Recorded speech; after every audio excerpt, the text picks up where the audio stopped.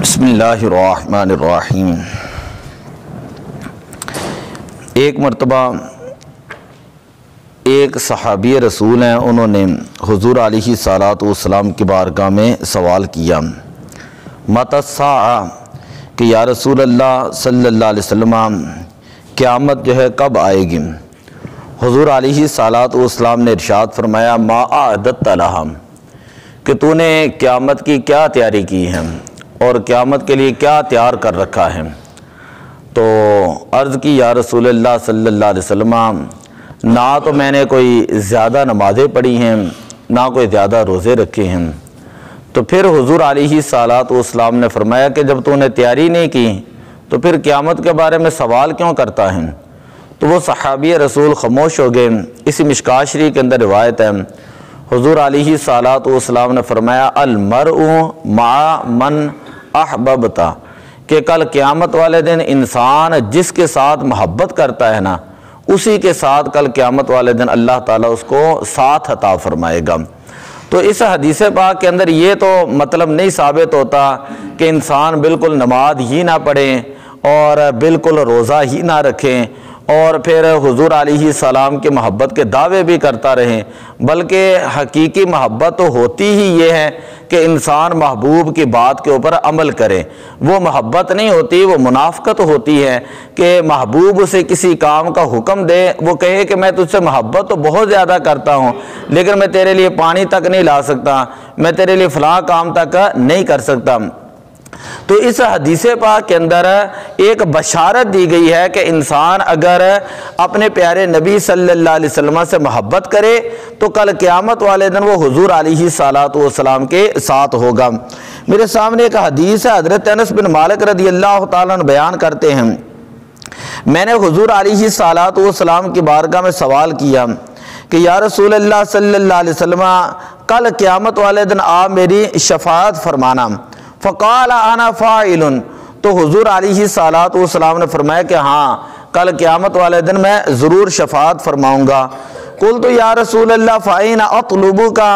میں نے عرض کی یا رسول اللہ میں آپ کو کہاں پر تلاش کروں؟ تو حضور علیہ الصلاۃ والسلام نے فرمایا کہ تم مجھے پل صراط پر تلاش کرنا، تو مجھے پل صراط پر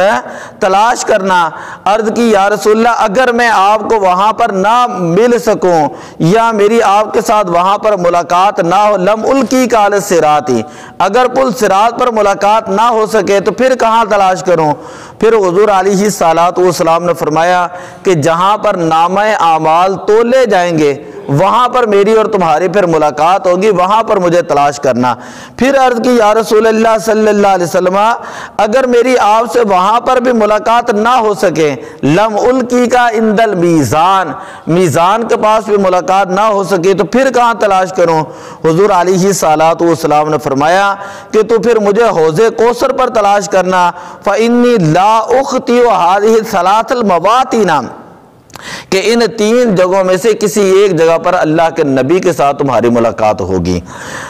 اللہ تعالیٰ نے قرآن پاک کے اندر اپنے پیارے حبیب علیہ الصلاۃ والسلام کے بارے میں فرمایا وَلَسَوْفَ يُعْطِيكَ رَبُّكَ فَتَرْضَىٰ، اے پیارے حبیب صلی اللہ علیہ وسلم قیامت والے دن اللہ تعالیٰ آپ کو اتنا عطا فرمائے گا کہ آپ راضی ہو جائیں گے۔ اور حدیث پاک کے اندر واضح طور پر الفاظ موجود ہیں کہ جن کے اندر حضور علیہ الصلاۃ والسلام نے فرمایا کہ اللہ تعالیٰ نے جبریل امین کو بھیجا اور جبریل امین نے آ کر مجھے یہ خبر سنائی کہ اے پیارے حبیب صلی اللہ علیہ وسلم اللہ تبارک و تعالیٰ فرماتا ہے کہ ہم آپ کو اتنا عطا فرمائیں گے کہ ان قریب آپ اپنے رب سے جو وہ راضی ہو جائیں گے۔ سنردیک ولا نسوک، اے پیارے حبیب صلی اللہ علیہ وسلم ہم آپ کو اتنا عطا فرمائیں گے کہ آپ اپنی امت کے بارے میں اللہ تعالیٰ سے راضی ہو جائیں گے۔ اور حضور علیہ الصلاۃ والسلام نے فرمایا کہ میں اس وقت تک راضی نہیں ہوں گا وہ واحد امتی فی النار، جب تک میرا کوئی ایک امتی جو ہے وہ بھی جہنم کے اندر ہوگا۔ تو یہ شفاعت والی احادیث ہیں بے شمار، اور میں ویسے اللہ تعالیٰ کے کرم کے اوپر حدیث پاک سنانا چاہتا تھا، بات وغیرہ لمبی ہو جانی، کل میں انشاءاللہ وہ بتاؤں گا۔ تو یہ جو شفاعت والی احادیث ہیں ان تمام احادیث پاک سے پتہ چلتا ہے کہ نبی پاک صلی اللہ علیہ وسلم کو ایک امتی کے ساتھ کتنی محبت ہے۔ اب امتی کا بھی یہ حق بنتا ہے، امتی کا بھی یہ حق بنتا ہے کہ اللہ کے پیارے نبی صلی اللہ علیہ وسلم نے اگر غاروں کے اندر جا کر یاد کیا ہے، اگر میدان طائف کے اندر جا کر امتی کو یاد کیا ہے، تو کم از کم وہ نماز تو ادا کریں، کم از کم یہ تو ہو کہ کل قیامت والے دن حضور علیہ الصلوۃ والسلام کے سامنے جب کھڑا کیا جائیں تو وہ منہ دکھانے کے قابل تو رہے، وہ منہ دکھانے کے قابل تو رہے، یعنی اتنے تو اعمال اپنی طرف سے کوشش کرنی چاہیے، وگرنہ بندہ بشر ہے، غلطی کوتاہی ہر انسان سے ہو جاتی ہے۔ اور حضور علیہ الصلوۃ والسلام نے فرمایا شفاعتی لأہل الکبائر، کہ میری شفاعت جو وہ بڑے بڑے گناہگار لوگوں کے لیے ہے۔ میں رات کو عشاء کے بعد ایک حدیث پاک یہ پڑھ رہا تھا، حضرت ابو ذر غفاری رضی اللہ تعالیٰ عنہ سے مرویہ فرماتے انی لأعلم آخر اہل الجنت دخولا، کہ جنت کے اندر جو آخری شخص داخل ہوگا میں اس بندے کو بھی جانتا ہوں، میں اس بندے کو بھی جانتا ہوں، جو کہتے ہیں نا دیوار کے پیچھے کا علم نہیں، میں لفظ پڑھا انی لأعلم، میں اس بندے کو بھی جانتا ہوں جو سب سے آخر میں جنت کے اندر داخل ہوگا، وہ آخر اہل النار خروجا منہا، اور اس آخری شخص کو بھی جانتا ہوں کہ جس کو آخر میں جہنم سے نکالا جائے گا، اور نکال کر جب اللہ کی بارگاہ میں پیش کیا جائے گا، اللہ تعالیٰ فرمائے گا اس کے بڑے بڑے گناہ جو ہے اس کو چھپا لو اور اس کے چھوٹے چھوٹے گناہ اس کے سامنے پیش کرو۔ جب چھوٹے چھوٹے صغیرہ گناہ اس بندے کے سامنے پیش کیے جائیں گے کہ علمت یوم کذا و کذا و کذا و کذا، کہ کیا تو نے یہ گناہ کیا، کیا تجھے پتہ ہے اس کا، کیا تجھے اس کا پتہ ہے، کیا تجھے اس گناہ کا پتہ ہے، وہ ہر ایک کے بارے میں اقرار کرتا چلا جائے گا، اور اپنے دل کے اندر ڈر رہا ہوگا کہ کہیں میرے کبیرہ گناہ نہ سامنے لے آئیں، اللہ تعالیٰ میرے کبیرہ گناہ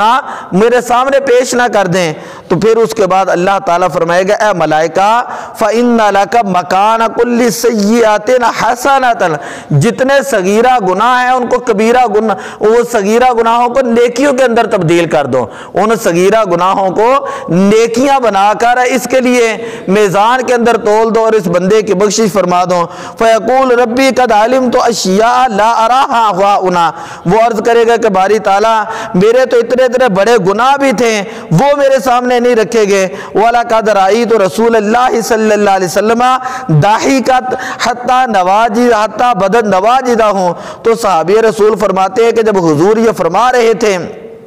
کہ وہ جہنمی عرض کرے گا کہ میرے بڑے بڑے گناہ بھی تھے، اے باری تعالیٰ بڑے گناہ کیوں نہیں سامنے پیش کیے، تو حضور علیہ الصلوۃ والسلام یہ فرماتے ہوئے ضاحکا، آپ نے تبسم فرمایا، آپ نے مسکراہٹ فرمائی، حتیٰ بدت نواجزہ ہوں، یہاں تک کہ حضور علیہ السلام کے نواجز مبارک، دانت مبارک جو وہ ظاہر ہو گئے کہ کل قیامت والے دن اللہ تعالیٰ اپنے بندے کے گناہوں کے اوپر اس قدر پردہ ڈالے گا، اس قدر پردہ ڈالے گا۔ تو ہمیں بھی اللہ تعالیٰ کی رحمت کو دیکھتے ہوئے، اللہ کی رحمت کو دیکھتے ہوئے گناہوں کے اوپر